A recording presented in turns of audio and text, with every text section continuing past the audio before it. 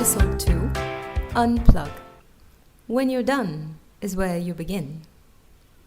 Welcome to Empowered by A times K squared.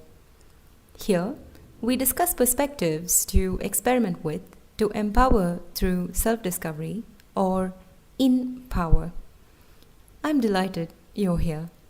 Let's begin the shift to healthier perspectives. Today, we will explore the concept of taking back power.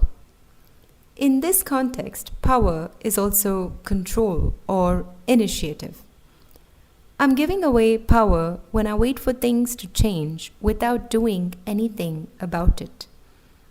I'm giving away control to wishful thinking. What do I think is going to come off it? Part 1. Worse. Everything you've done to date has you invested in the status quo. And so you fight to play inside the circle you've created for yourself. Yet, what you seek is outside. And so you play this game until you wear yourself out. When you're done is where you begin. When you're done making excuses, when you're tired of waiting around for other people or circumstances or for your whole life to change. When you're ready to shake up your whole world because it has nothing to offer that is of any value to you. You're ready, willing, and able to do whatever it takes to reclaim control of your life, to find joy, purpose, and meaning. This is where you begin.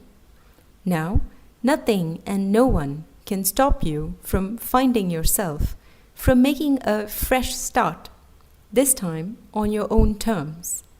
You don't need any specific person or situation or thing. You will tap into every available resource to find out what works best for you. You will figure it out all on your own, because this time you are determined that this is your life. You will design it how you want it. Part 2. Inventure. What I want from my life can be a daunting question for most of us.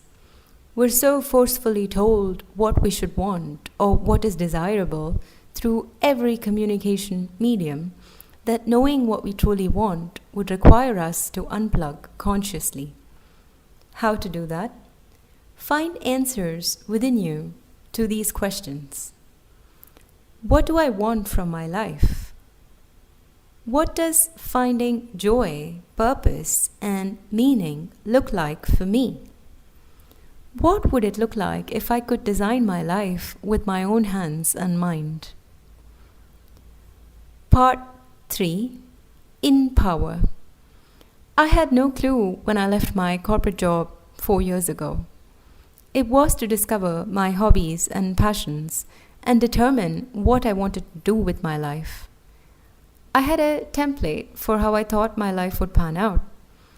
But after 33 years of living, I still needed to materialize my templated items.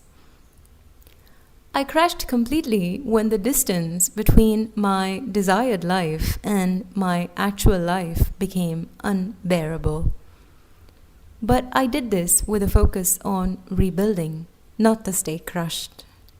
More on that later. Why am I sharing this with you now?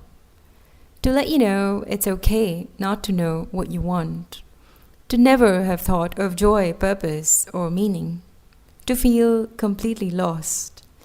The conditioning to conform is so intense that being alienated from who we are and what we want is the expected outcome, not the unexpected one. So there's no need to worry about it. For now, I only want to plant this seed within you of wanting to discover yourself and what you want.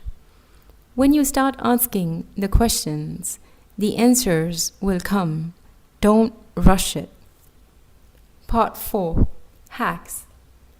Do you see how you can't find within your comfort zone what is outside of it? For most of us, looking within is outside our comfort zone. If you're satisfied with where you're at, then it's great. But looking for things where they're not isn't necessarily fruitful. Do you feel me? This is a fun adventure if you approach it with genuine curiosity and not a sense of foreboding. Now I wonder why I was so little interested in myself and over involved with everyone and everything outside of me. For more ideas like this, I invite you to check out my website www.a timesk2.com. You heard that right. The link is in the bio. Part 5. Disclaimer. You've just heard my personal perspectives on life and any wisdom I'm processing from it. It's not intended to substitute any psychological or other expert advice a qualified professional provides. When I took responsibility for myself, I could transform my life into what I wanted it to be about. So, I say it with great joy. You are responsible for your choices, actions, and results. Did you let them convince you that being responsible is a bad thing? Will you give me a chance to present an alternative perspective? Until next time, be what you need most for yourself in the moment. I'll catch you in the next episode.